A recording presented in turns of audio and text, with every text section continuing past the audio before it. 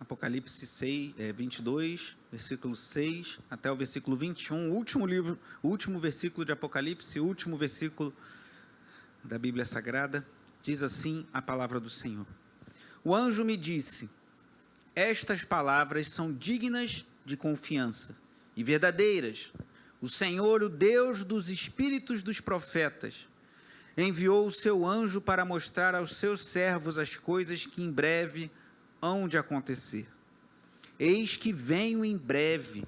Feliz é aquele que guarda as palavras da profecia deste livro. Eu, João, sou aquele que ouviu e viu estas coisas. Tendo-as ouvido e visto, caí aos pés do anjo, que me mostrou tudo aquilo para adorá-lo. Mas ele me disse: não faça isso. Sou servo como você e seus irmãos, os profetas, e como os que guardam as palavras deste livro. Adore a Deus. Então me disse: não cele as palavras da profecia deste livro, pois o tempo está próximo. Continue o injusto a praticar a injustiça. Continue o imundo na imundícia. Continue o justo a praticar justiça e continue o santo a santificar-se. Eis que venho em breve. A minha recompensa está comigo, e eu retribuirei a cada um de acordo com o que fez. Eu sou o Alfa e o Ômega, o primeiro e o último, o princípio e o fim. Felizes os que lavam as suas vestes, e assim têm direito à árvore da vida, e podem entrar na cidade pelas portas. Fora ficam os cães, os que praticam feitiçaria, os que cometem imoralidades sexuais, os assassinos, os idólatras e todos os que amam e praticam a mentira. Eu, Jesus, enviei o meu anjo para dar a vocês este testemunho concernente às igrejas. Eu sou a raiz e o descendente de Davi e a resplandecente estrela da manhã. O Espírito e a noiva dizem: vem. E todo aquele que ouvir, diga: vem. Quem tiver sede, venha. E quem quiser, beba de graça da água da vida. Declaro a todos os que ouvem as palavras da profecia deste livro: se alguém lhes acrescentar algo, Deus lhes acrescentará as pragas descritas neste livro. Se alguém tirar alguma palavra deste livro de profecia, Deus tirará dele a sua parte na árvore da vida e na cidade santa, que são descritas neste livro. Aquele que dá testemunho destas coisas diz: sim, venho em breve. Amém. Vem, Senhor Jesus. A graça do Senhor Jesus seja com todos. Amém. Oremos. Pai amado e bendito, te louvamos, Senhor, pela tua santa palavra, com temor e tremor, pois a tua palavra é santa e perfeita, e ai daquele que acrescenta algo ou retira algo da tua palavra, Senhor. Este encontrará juízo, pois a palavra é tua. Senhor, em nome de Jesus, que a tua palavra venha a ser iluminada pelo teu Espírito nessa manhã e fale aos corações, e que Cristo Jesus, nosso Senhor bendito, seja glorificado. É o que te pedimos, Pai amado, em nome de Jesus. Amém. Os irmãos podem sentar. Chegamos hoje ao fim do livro de Apocalipse. Não ao fim dessa série, pois ainda teremos possivelmente mais 2 mensagens, ainda para fechar esse pacote de escatologia. Por isso que eu dei ao tema escatologia e não exposição de Apocalipse. Hoje é a 42ª mensagem. Boa parte delas sobre Apocalipse, mas algumas sobre outros textos nessa temática do estudo do fim ou da consumação de todas as coisas. Mas hoje, concluindo o livro de Apocalipse, eu quero relembrar, concluindo, que a gente ainda deve passar pelas 7 bem-aventuranças que são encontradas no livro de Apocalipse, mas concluindo a leitura do capítulo 22, eu quero lembrar da primeira mensagem, em junho do ano passado, que eu perguntei assim, eu trouxe a pergunta: qual é o propósito do livro de Apocalipse? Por que devemos estudar esse texto tão rico, tão maravilhoso e também complexo da palavra de Deus? E aí eu dei o tema para essa série, pedi a Úrsula que coloque para nós. Está aqui embaixo, não sei se vocês vão conseguir ler. Felicidade para o presente, segurança quanto ao passado, esperança para o futuro. esse livro não é para a gente ficar com medo. Tem gente que fala comigo, gente que compartilha às vezes conosco, eu tenho medo de ler Apocalipse. Não é para você ter medo, é para termos felicidade. Por que felicidade? Porque várias vezes, ao longo do livro, está bem-aventurados, felizes. Vamos ver algumas delas nessa manhã. Segurança quanto ao passado, pois a obra de Cristo ela é certa, ela nos garante a esperança para o futuro. E a gente vai ver como isso que eu falei lá no início tem tudo a ver com o que eu vou falar hoje nessa mensagem, concluindo o livro de Apocalipse. Como esse livro nos traz felicidade, bem-aventurança para nós que vivemos hoje, para o presente. Segurança quanto ao passado, seja o teu passado pessoal, independente do que você viveu no passado, se você se arrependeu dos seus pecados e crê em Cristo, você tem esperança no futuro. Eu tenho dito que Winston Churchill, um dos principais líderes do século passado, foi primeiro-ministro da Inglaterra, ele disse que a decadência moral da Inglaterra nos seus dias era porque os pregadores tinham deixado de falar de céu e inferno. E por que isso? Porque ao lembrarmos que temos um destino nos céus e que os ímpios, aqueles que rejeitam a Deus, têm um destino de condenação eterna, isso deve impactar a maneira como vivemos hoje. Aqui no versículo 6 do capítulo 22, diz assim: o anjo me disse, estas palavras são dignas de confiança e verdadeiras. O Senhor, o Deus dos espíritos dos profetas, enviou o seu anjo para mostrar aos seus servos as coisas que em breve hão de acontecer. E o versículo 7 diz, eis que venho em breve. Olha o feliz aí, em outra versão tem bem-aventurado.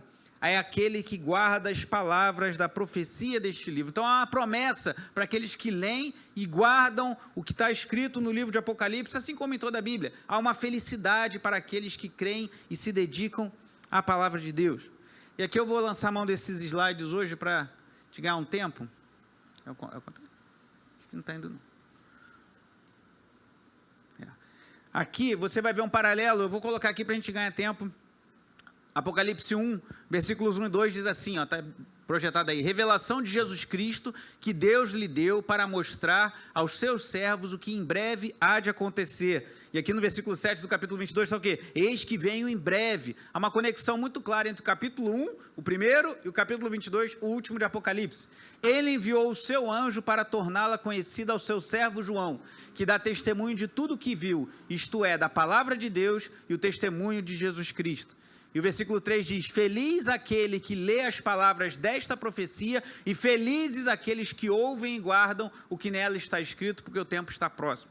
Então, o início do livro e o final do livro que estamos vendo hoje faz como se fosse uma moldura. Está vendo essa moldura preta aqui desse projetor? É como se fosse uma moldura. Está falando, ó, Deus enviou um anjo para revelar as coisas que em breve acontecerão e termina falando a mesma coisa e da bem-aventurança que nós temos de poder conhecer as Escrituras, poder conhecer os planos de Deus para toda a humanidade, que certamente envolve a gente também. O autor que eu tenho citado bastante, o George Led, ele fala o seguinte, sem demora, cedo ou logo, talvez você pense, mas fala eis que venho em breve, e já tem 2000 anos, mas sem demora, cedo ou logo, mostra como a comunidade cristã, nós, deve viver sempre na expectativa da vinda, e não é da vida, da vinda iminente, ou seja, Jesus está voltando a qualquer momento do Senhor, ninguém sabe o dia e a hora. E ele cita Mateus 24, que diz, quanto ao dia e a hora, ninguém sabe, nem os anjos dos céus, nem o Filho, senão somente o Pai.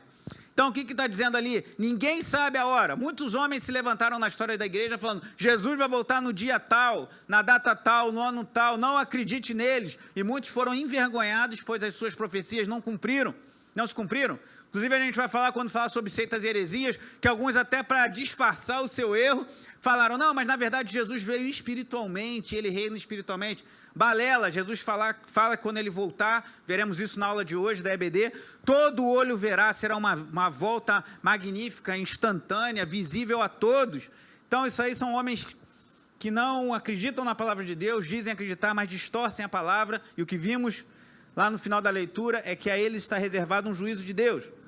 Mas tendo feito essa introdução, mostrando que há uma conexão muito clara entre o início e o fim do livro, fazendo como se fosse uma moldura, mostrando que Deus está nos revelando essas coisas para sermos bem-aventurados, felizes, palavra no grego é Macários, que é uma pessoa muito feliz, muito abençoada. Eu dividi o restante aqui do capítulo 22 em 3 partes: a adoração, a recompensa e o convite. A adoração, versículos 8 e 9, a recompensa, versículos 10 a 15, e o convite, versículos 16 a 19, e aí teremos a conclusão desse capítulo de todo o livro. Primeiro, a adoração. Irmãos, como você acha que deveria estar o apóstolo João, após ter visto e ouvido tudo que ele viu e ouviu? Ele viu coisas magníficas, irmãos. Ele viu o céu, ele viu os anciãos, ele viu as pragas, ele viu o destino do falso profeta, do anticristo, ele viu o destino do diabo, ele viu a glória de Jesus, o texto que lemos aqui durante o louvor, Jesus vindo num cavalo branco, com grande poder e glória. Ele viu os 4 cavaleiros do Apocalipse lá no capítulo 6, ele viu tudo isso, ele ouviu tudo isso. Talvez você pense, João não foi uma pessoa que não tivesse conhecimento de Cristo, mas foi alguém que andou com Jesus 3 anos, o discípulo amado que recostava a sua cabeça no peito de Jesus. Ele era o discípulo amado, próximo ali de Cristo. João que caminhou com Jesus aquele tempo todo. Mas olha o que diz o versículo 8: eu, João, ele reafirma, sou aquele que ouviu e viu estas coisas. Tipo assim, fui eu mesmo que vi e ouvi essas coisas. Mas olha o que diz a sequência: tendo-as ouvido e visto, caí aos pés do anjo, que me mostrou tudo aquilo para adorá-lo. Irmãos, o primeiro mandamento do decálogo dos 10 mandamentos é: não terás outros deuses além de mim, diz o Senhor. E João conhecia isso muito bem, como judeu que era. João caminhou com Jesus. Mas isso nos mostra que mesmo um homem como João, tendo visto, tendo tido a revelação de tudo que ele teve, poderia falhar, irmãos. João se prostrou para adorar o anjo. E qual é a resposta do anjo? Mas ele disse: não faça isso, sou servo como você e seus irmãos os profetas, e como os que guardam as palavras deste livro. E olha o que diz no final: adore a Deus. Leia comigo bem alto essa última frase: adore a Deus. Por isso que esse primeiro tópico eu dei o título de adoração. E eu ouvindo o reverendo Leandro Lima falando sobre esse trecho, ele falou que ele ficou atônito. Ele falou: o que deu em João? João, o apóstolo. João que viu os milagres de Jesus, que viu Jesus multiplicando pães e peixes, que viu Jesus curando enfermos, libertando demônios, que viu Jesus passando por todo o seu suplício, sendo morto, e depois viu Jesus ressurreto, que viu Jesus subindo aos céus. Aí depois, anos à frente, por volta do ano 90, ele tem essa visão, ele exilado na ilha de Patmos, e depois de tudo isso ele ainda se prostra diante do anjo. Eu creio que isso aqui revela, irmãos, como nós somos frágeis. E como diz, não João, mas Paulo aos Coríntios, em 1 Coríntios 10, aquele que está em pé, cuide-se que não caia. Por maior que seja a revelação que Deus tenha nos concedido, por maior que Deus tenha nos dado, irmãos, a gente tem que estar sempre vigilante. E o capítulo 19 mostra algo semelhante. Possivelmente João já tinha feito a mesma coisa. Volte no capítulo 19, versículo 10. Então caí aos seus pés para adorá-lo, também do anjo. Mas ele me disse: não faça isso. Mesma resposta: sou servo como você e como seus irmãos que se mantêm fiéis ao testemunho de Jesus. Adore a Deus. E aqui eu aprendo, irmãos, que a Bíblia não esconde os erros dos homens de Deus. Que dirá de Davi, o grande rei de Israel, o salmista que escreveu belíssimos salmos de adoração a Deus, e cometeu adultério e indiretamente cometeu assassinato. E tantos outros homens de Deus. Pedro, vou colocar aí, pedir a Úrsula para colocar Gálatas 2, nós vimos isso na exposição da Epístola aos Gálatas, Paulo dizendo: quando, porém, Pedro veio a Antioquia, enfrentei-o face a face por sua atitude condenável. Pois antes de chegarem alguns da parte de Tiago, judeus, ele comia com os gentios, com aqueles que não eram judeus. Quando, porém, eles chegaram, afastou-se e separou-se dos gentios, temendo os que eram da circuncisão. Os demais judeus se uniram a ele nessa hipocrisia, de modo que até Barnabé se deixou levar. Então, o que Paulo está dizendo aí? Paulo depois fala que enfrentou Pedro face a face. Quando eu preguei sobre Gálatas 2, sobre esse trecho, essa parte eu dei o título: Homens de Deus erram. E por que eu penso que a Bíblia nos mostra erros de homens como Pedro, de homens como João, de homens como Davi no Antigo Testamento, de homens como Abraão, o pai na fé? para que nós adoremos somente a Deus, irmãos, porque todo homem é falho. E aqui, mais uma vez, eu vou falar uma coisa que falei quando expus Gálatas capítulo 5, quando fala que os idólatras não herdarão o reino de Deus. Há muita idolatria no meio evangélico, no meio gospel hoje em dia, e parece que só piora, irmãos. Os cantores estão cada vez mais parecendo artistas, se achando, e aí você vê uma coisa horrível, aquela coisa de glamour, de status. E pregadores também, você não pode adorar, você pode admirar, você pode ter como referência, eu mesmo cito algumas referências de autores de livros, seja pregadores que me serviram, que me abençoaram para trazer o conteúdo que estou trazendo aos irmãos, não há problema nisso, mas não, isso tem um limite, irmãos. Você não pode adorar um cantor.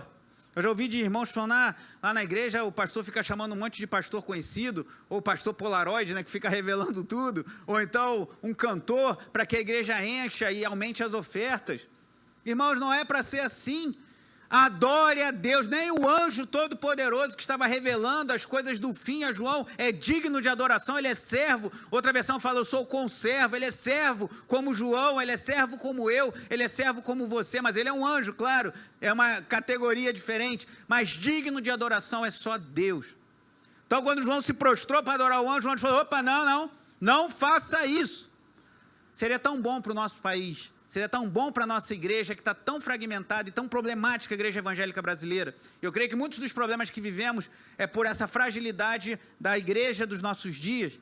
Mas se pastores e cantores chegassem para pessoas que não se prostram, mas que eles sabem que estão praticamente adorando e falassem, não faça isso, adore a Deus. Mas faça isso você, não faça isso. Mas adore a Deus somente Deus é digno de ser adorado. E isso não está só no livro de Apocalipse, isso está em Gênesis, está em toda a Escritura. Só Deus é digno de ser adorado. Não dirija a sua adoração a nenhum outro que não seja Deus. E se um homem de Deus, como diz Paulo aos Gálatas ainda, ele fala, se algum de nós, ou mesmo um anjo do céu, pregar evangelho que seja diferente do que temos pregado, que seja maldito, que seja anátema. Não podemos, irmãos, negociar com o pecado, não podemos negociar com as coisas de Deus. Pedro foi exortado por Paulo, porque caiu em hipocrisia, se juntou com os judeus, se afastou dos gentios, para não ficar mal com os judeus, e Paulo o confrontou face a face. João foi confrontado pelo anjo, porque ele adorou o anjo, mas ele tem que adorar somente a Deus, e nós também, adore somente a Deus. Isso está no centro da mensagem da Bíblia, e também do livro de Apocalipse. Mas chegamos à segunda parte, a recompensa, versículo 10. Então me disse, não cele as palavras da profecia deste livro, pois o tempo está próximo. Só esse versículo por enquanto. Se você for lá em Daniel capítulo 8, Daniel capítulo 12, Isaías capítulo 8, você vai ver que esses profetas, Isaías e Daniel, receberam da parte de Deus palavras para que selassem as suas profecias. Mas João não, João recebe a ordem de que não selasse as profecias. O que significa? Porque essas palavras dadas para João, diferente de Daniel e Isaías, que ia se cumprir lá na frente, as palavras dadas para João já valeriam para a sua geração e valem para toda a história da igreja. Por isso eu tenho dificuldade com pessoas que fazem uma interpretação do Apocalipse, que jogam tudo para o futuro. Capítulo 4, especialmente até o capítulo 22, jogando lá para frente. Isso aqui, nós entendemos que há aspectos que realmente vão se cumprir no futuro. Mas muito do livro do Apocalipse já se cumpriu, já está se cumprindo. Então, o que João está falando aqui vale para nós hoje, valeu para a geração dele, vale para todas as gerações da igreja até Cristo voltar, irmãos. Por isso que nós falamos, não cele as palavras da profecia. Essas palavras não são para você ficar assustado, não são para você chegar para o outro e falar, agora eu sei o que diz Apocalipse, agora eu entendo de escatologia, para você se vangloriar, ou dizer que a sua interpretação é melhor do que de A, B ou C. Essas palavras são para sermos bem-aventurados, termos confiança em Deus, e elas estão abertas a nós para conhecermos e crermos que Deus está no controle da história, irmãos. Deus não perdeu o controle da história, mas é a pandemia, tantas pessoas morrendo, tantos enlutados, tantas coisas ruins acontecendo, mas Deus continua no controle e continuará até o fim, irmãos. E aí vem o versículo 11, diz assim, e é chocante isso para alguns também, irmãos. Já no final de tudo, olha o que diz o versículo 11, continue o injusto a praticar a injustiça, continue o imundo na imundícia, Continue o justo a praticar justiça e continue o santo a santificar-se. É uma linguagem meio poética. Você vê que tem um espelhamento. Primeiro fala do injusto, do imundo e depois do justo e do santo. E aí eu quero testemunhar para os irmãos, que já testemunhei algumas vezes aqui, o que me motivou a toda essa jornada, na qual chegamos hoje à 42ª mensagem sobre escatologia. Já deve ter quase 10 aulas de escola dominical que foram ministradas. Porque eu li o livro do Apocalipse pouco antes do meio do ano passado. E quando eu cheguei no capítulo 16, irmãos, eu fiquei estupefato, fiquei impressionado com o que eu li. Vá comigo no capítulo 16, versículo 21. Volte na sua Bíblia para Apocalipse 16, 21.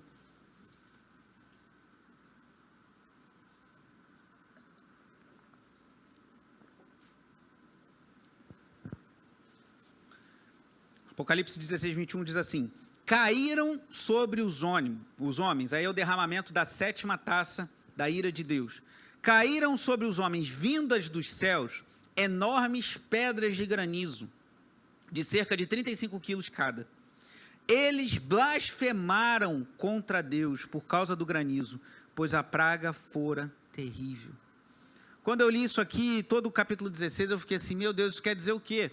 Que homens sofrerão juízos terríveis de Deus, mas ainda assim vão blasfemar contra Deus. Sabe aquela história que às vezes a gente fala? Quem não vem pelo amor, vem pela dor? Isso é verdade? Eu creio que isso é até verdade no que diz respeito aos eleitos de Deus. Quem for para ser salvo, quem Deus chamar, vai vir, seja pelo amor ou pela dor. Mas tem gente, irmãos, que não vai vir pelo amor e não vai vir pela dor. Tem gente que vai rejeitar Deus até o seu último suspiro. Eu me lembro que, fazendo uma visita a um hospital há muitos anos atrás, eu estava com um grupo, eu não lembro com quem, nem lembro qual hospital, tem muitos anos isso.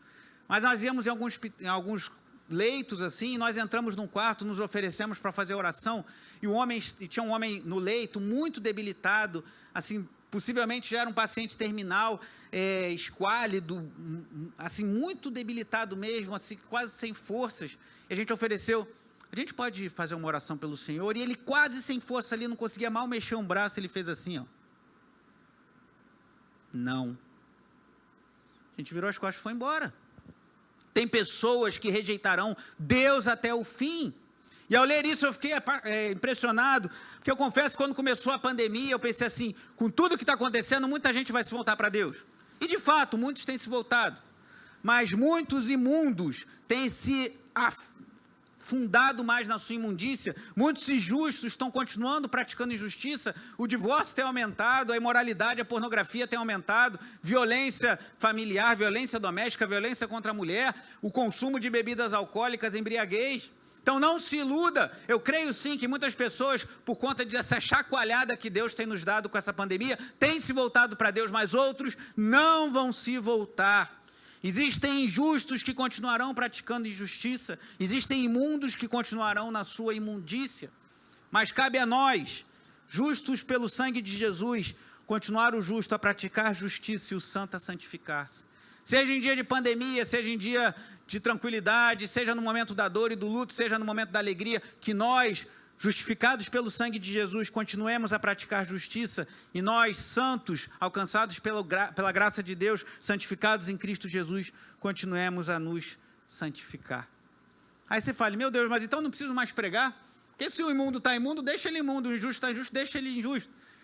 E a gente vai ver daqui a pouquinho, no terceiro tópico, o convite, que a gente pode contrabalancear isso. Mas o que eu quero chamar a tua atenção é isso, não se iluda, irmãos. Continue pregando, não desista de ninguém. Ah, mas é aquela pessoa que você prega há 20 anos, há 30 anos e não quer saber, continue pregando, continue amando, continue manifestando o amor de Deus, que pode ser em um momento que ele acorde para o Evangelho. Mas tem pessoas que vão resistir até o fim, irmãos. A mensagem não é muito agradável, mas é o que a Bíblia diz. E olha o que diz o versículo 12. Eis que venho em breve, a minha recompensa está comigo. E retribuirei a cada um de acordo com o que fez. Será que esse versículo está indicando a salvação pelas obras? Vimos expondo os Gálatas, né, na exposição da Epístola aos Gálatas, muito sobre a salvação pela fé, a justificação pela fé, salvação pela graça mediante a fé em Cristo Jesus. Será que agora João trouxe outro aspecto? Eu creio que não, eu creio que João está falando aqui de galardão, que é uma doutrina difícil, irmãos. Eu não vou falar muito sobre isso, que eu mesmo tenho minhas dúvidas. Porque se, como vimos nas mensagens anteriores, especialmente no capítulo 21, que estaremos na Nova Jerusalém, onde tudo será maravilhoso, não haverá ausência de nada, como é que a gente vai ter algo a mais do que a presença de Deus, que é a nossa maior necessidade? Mas a Bíblia fala, sim, que as nossas obras nessa vida serão recompensadas por Deus. Então trabalhe para Deus, não visando o galardão. Ah, mas eu quero ter uma casa maior no céu, eu quero ter um status maior, eu quero ter uma liderança mais importante, eu quero ter mais dinheiro no céu para poder ir no cinema mais vezes. Esquece isso, todas as nossas referências terrenas não valem para o céu. Lá, tudo vai ser revestido de ouro transparente. Você já viu ouro transparente? O que está dizendo isso? Falei nas mensagens anteriores. Tudo que nós veremos lá, nossa mente não pode alcançar, e nós estaremos na presença de Deus. Não haverá templo, não precisaremos ir até um lugar para cultuar a Deus, estaremos diretamente na presença de Deus. Não haverá noite, pois a luz de Deus e do Cordeiro nos iluminará. Não haverá mais morte. Então isso é impensável, irmãos. Mas ainda assim a Bíblia aponta que Cristo nos recompensará por nossas boas obras. E que também haverá um galardão, uma recompensa para o injusto, para o impuro, que permanece na sua rebeldia contra Deus. E o versículo 13 continua: eu sou o alfa, a primeira letra do alfabeto grego, e o ômega, a última letra do alfabeto grego. É como se fosse eu sou o A e o Z. O primeiro aí no grego é protos, que é a mesma de protótipo. Às vezes a gente fala do proto-evangelho, que está lá em Gênesis 3,15, que fala que o filho da mulher esmagaria a cabeça da serpente. Então aqui Jesus fala, eu sou o alfa, o primeiro, e o ômega, o último. O primeiro, o protos, o início de tudo. E o último, o escatom, que é da onde vem a palavra escatologia. A consumação de todas as coisas está em Cristo. O princípio e o fim aqui é uma palavra grega, que a palavra telos, que significa propósito. O propósito de todas as coisas, irmãos, está em Cristo. E nós somos abençoados, somos privilegiados de ter essa revelação hoje. Nós fomos chamados por Deus, o véu foi rasgado, as escamas caíram dos nossos olhos, e como disse o diácono Alain no louvor, nós somos abençoados de termos visto pelos olhos da fé Cristo crucificado, morrendo na cruz por nossos pecados. Esse é o objetivo de tudo que há, irmãos, a redenção em Cristo Jesus, pois Ele é o alfa e o ômega, o princípio e o último, o protos e o escatom, o princípio e o fim. E nós somos abençoados de já sabermos disso e termos isso revelado diante dos nossos olhos pelo Espírito Santo de Deus. E o versículo 14 diz assim: felizes os que lavam as suas vestes, e assim têm direito à árvore da vida, e podem entrar na cidade pela porta. Fora ficam os cães, os que praticam feitiçaria, os que cometem imoralidades sexuais, os assassinos, os idólatras, e todos os que amam e praticam a mentira. Lembra que eu perguntei lá no versículo 12, será que está ensinando uma salvação pelas obras? Porque Jesus fala, minha recompensa está comigo, e eu retribuirei a cada um de acordo com o que fez. Mas no versículo 14 a gente vê que não. Porque ele fala, não são felizes os que fizeram boas obras. Não são felizes os que ajudaram o idoso a atravessar a rua. Não são felizes os que levaram uma cesta básica para o necessitado. Não são felizes os que tiveram uma vida íntegra, honraram sua família, cuidaram dos seus pais, cuidaram dos seus filhos, honraram a Deus, vieram à igreja, leram a Bíblia. Não são felizes esses. Embora nós, como cristãos, devamos fazer todas essas coisas. Mas felizes são, bem-aventurados os que lavam as suas vestes. E no capítulo 7, volte comigo aqui em Apocalipse 7.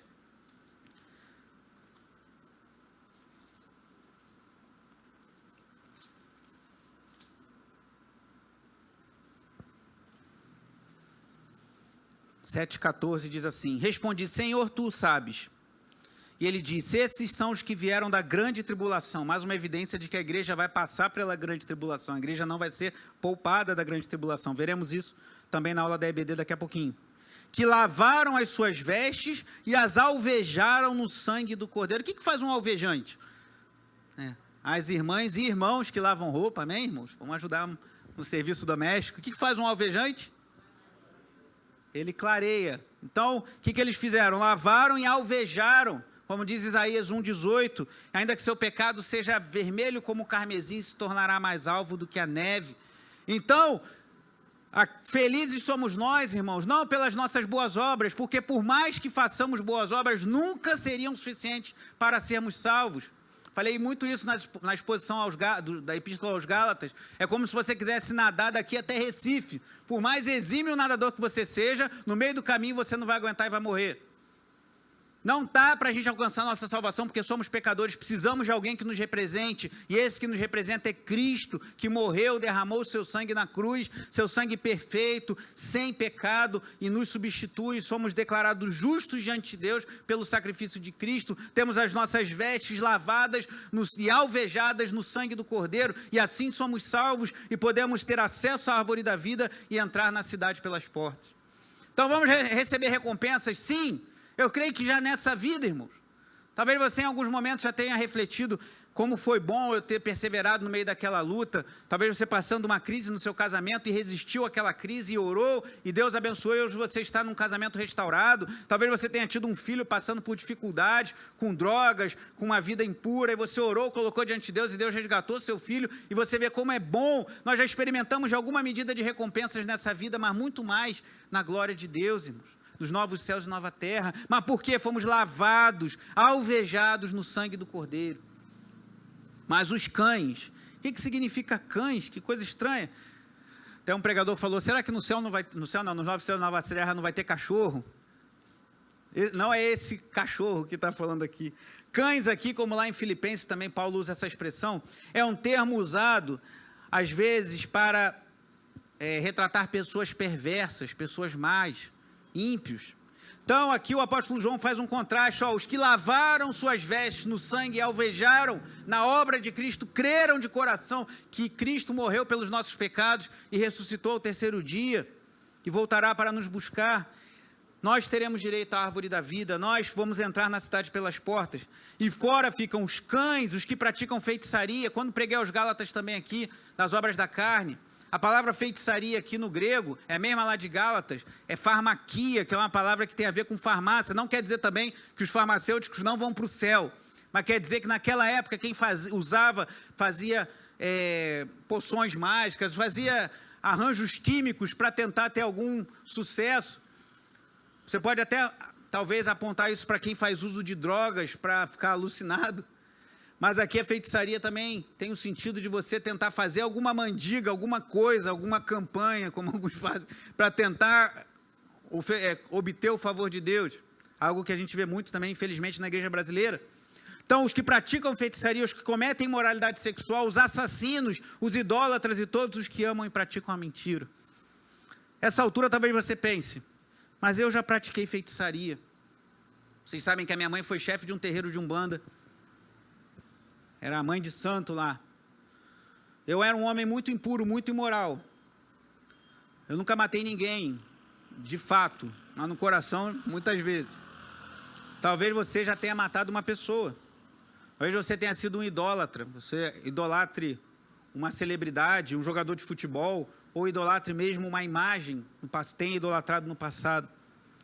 Todos os que amam e praticam a mentira, talvez você tenha sido viciado na mentira, você praticava, amava a mentira, você gostava do benefício que a mentira te causava. Será que eu vou ficar fora da cidade? Não, porque o versículo 4 diz que mesmo que você tenha sido tudo isso, mesmo que você tenha sido feiticeiro, imoral, assassino, idólatra e mentiroso, se tivermos nossas vestes lavadas e alvejadas no sangue do Cordeiro, nós temos acesso à árvore da vida e entramos na cidade pela porta. Louvado seja Deus. Então, a diferença não é se você foi alguma dessas coisas ou todas elas, mas se nós tivermos a nossa vida lavada, santificada pelo sangue de Jesus. E Jesus continua: eu, Jesus, enviei o meu anjo para dar a vocês este testemunho concernente às igrejas. E agora entramos no terceiro e último ponto, o convite. Falei primeiro da adoração, adore a Deus, somente a Deus. Depois da recompensa daqueles que servem a Deus, estaremos para sempre na presença de Deus. Os cães, os que praticam feitiçaria, aqui é uma imagem, só para a gente ter uma ideia, não é que eles vão ficar fora da Nova Jerusalém, eles terão sido lançados no lago de fogo e de enxofre, como vimos no capítulo 21. Aqui é uma imagem para mostrar que eles não vão participar daquilo que nós, salvos em Cristo, iremos participar. E agora o convite, versículo 16. Eu, Jesus, enviei o meu anjo para dar a vocês o testemunho concernente às igrejas.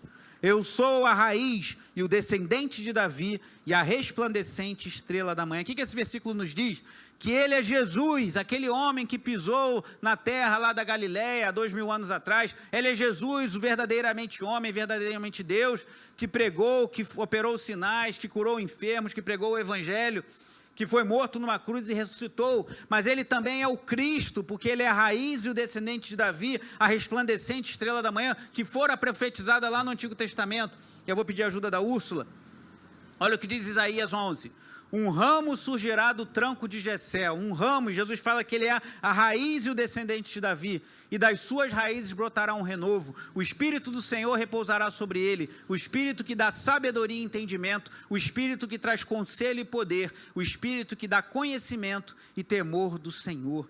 Esse Jesus, homem que viveu na Galileia, é o Cristo prometido no Antigo Testamento. Em um outro texto, a profecia de Balaão. Lembra desse profeta que foi contratado para amaldiçoar o povo, mas ele não conseguiu, porque Deus o fez abençoar o povo? Ele fala lá em Números 24:17, eu o vejo, mas não agora, eu o avisto, mas não de perto, uma estrela surgirá de Jacó, um cetro se levantará de Israel, ele esmagará as frontes de Moabe, e o crânio de todos os descendentes de Sete. Uma profecia acerca de Cristo, o Todo-Poderoso que vai esmagar todos os inimigos de Deus.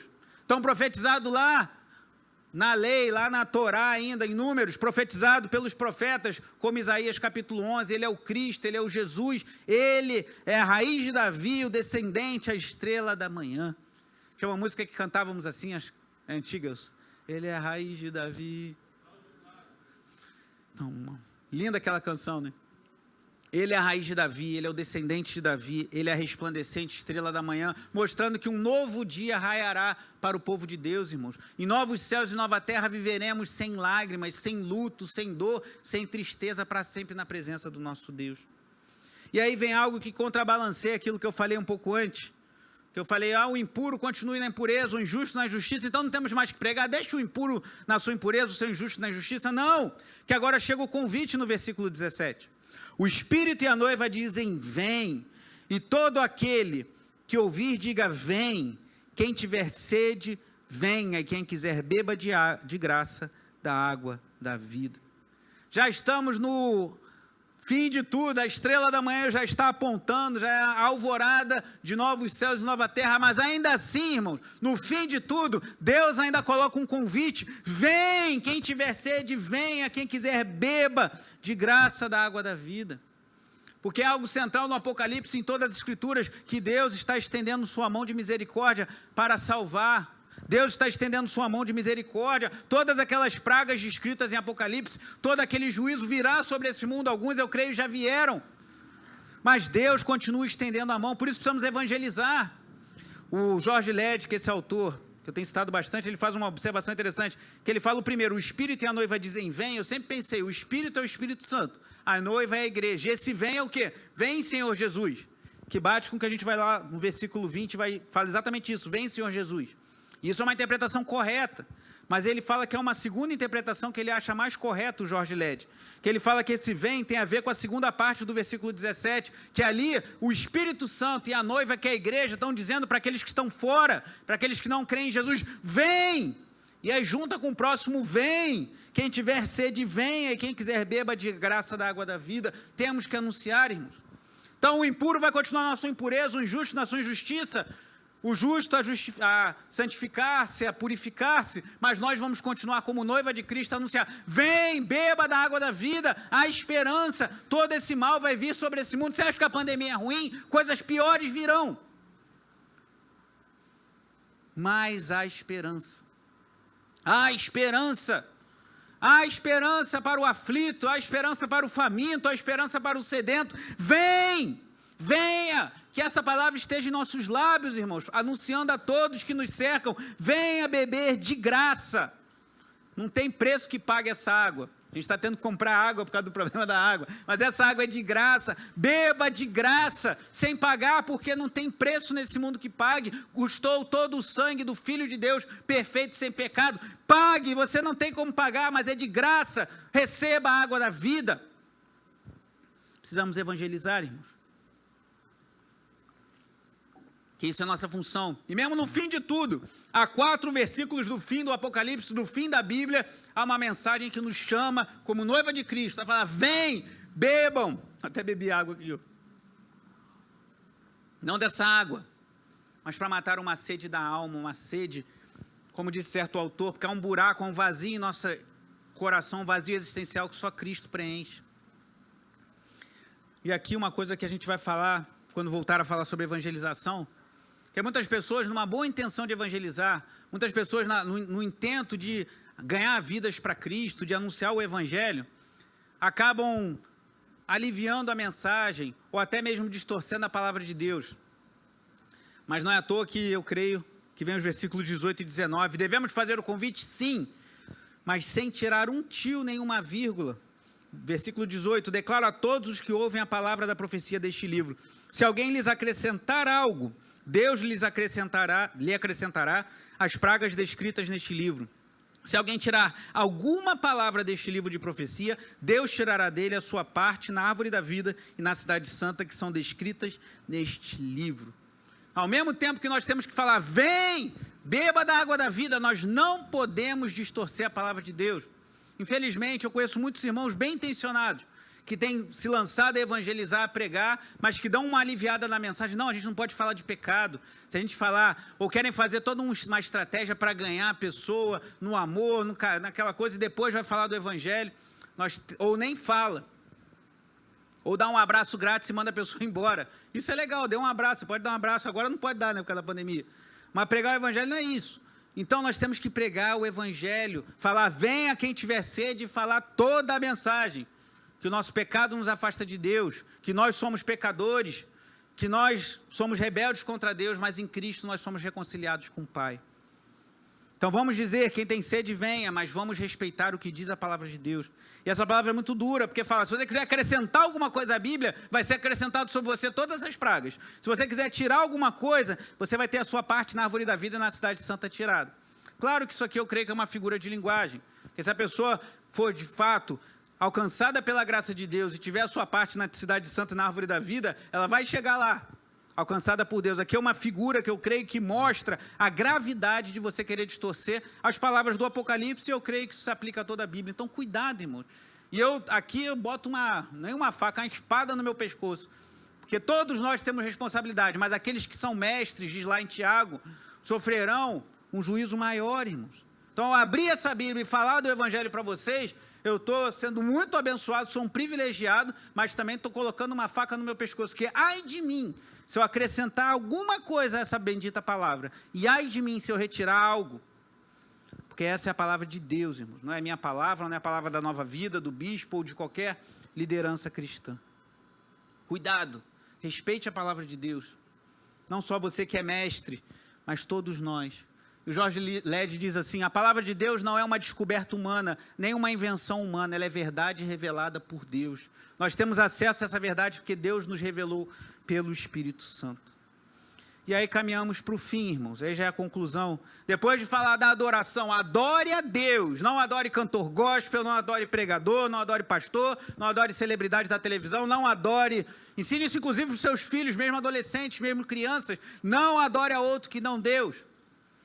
Eu sei que às vezes a criança ou adolescente é mais influenciado por essas coisas, mas vai ministrando no coraçãozinho dele, vai ministrando no coraçãozinho dela. Adore a Deus. Depois falamos da bendita recompensa que teremos por servir a Deus. E aqui o convite, um convite, venham, bebam da água da vida. E agora a conclusão do livro, versículo 20. À luz de tudo isso que vimos, irmãos, ao longo de todo esse tempo e na pregação de hoje, só nos resta dizer o que diz João. Aquele que dá testemunho dessas coisas diz, sim, venho em breve, palavras de Jesus. E a resposta, amém, vem Senhor Jesus. Ou uma palavra que, salvo engano, vem do aramaico, maranata. Maranata, ora vem Senhor Jesus. A igreja tinha isso na sua liturgia no passado, a igreja cantava isso, ainda temos cânticos que falam isso, mas infelizmente muito se perdeu, porque a igreja está muito mais focada na terra do que no céu. Precisamos clamar para que Jesus venha, que Jesus volte, vem Senhor Jesus. E para isso, o apóstolo João conclui esse livro complexo e maravilhoso, com algo que nós precisamos, para honrar a Deus em nossas vidas, com graça, o favor imerecido. Nós somos de graça não só para sermos salvos, irmãos, mas para vivermos para a glória de Deus. A graça do Senhor Jesus seja com todos. Amém. Assim seja. Então, o que está ali? Felicidade para o presente. Seja um bem-aventurado. Ouça, guarde as palavras descritas nesse livro. Segurança quanto ao passado, independente se você foi um cão, um impuro, foi um imoral, mesmo um assassino, dependente do seu passado, se você creu em Cristo, lavou suas vestes, alvejou no sangue do Cordeiro, há esperança para o seu futuro, para o meu futuro, porque Cristo perdoa os nossos pecados, Ele nos declara como justos diante de Deus, e assim teremos acesso à árvore da vida e entraremos na cidade santa, a nova Jerusalém que virá dos céus. Esse é o propósito do livro de Apocalipse, irmãos. Não é para termos medo, não é para pularmos esse livro, mas é para buscarmos ouvir e compreender e ter a felicidade de ter a certeza de que um dia estaremos com o nosso Senhor, em novos céus, em nova terra. E isso teve um preço que eu não poderia pagar, que você não poderia pagar, mas que Cristo pagou por cada um de nós, morrendo naquela cruz, vencendo a morte. Ele já venceu a morte, e essa vitória será consumada no final. No novos céus, nova terra, não vai ter mais morte, não vai ter mais vírus, não vai ter mais hospital, o pessoal da saúde vai ter o descanso merecido, não vão trabalhar mais, mas nós vamos servir a Deus para todo sempre na sua presença. Que essa mensagem poderosa, irmãos, do livro de Apocalipse, encha seu coração de esperança, de temor, pois não podemos acrescentar nem tirar nada dessa mensagem, e de alegria, porque um dia estaremos na presença de Deus. Feche seus olhos, faça a sua oração.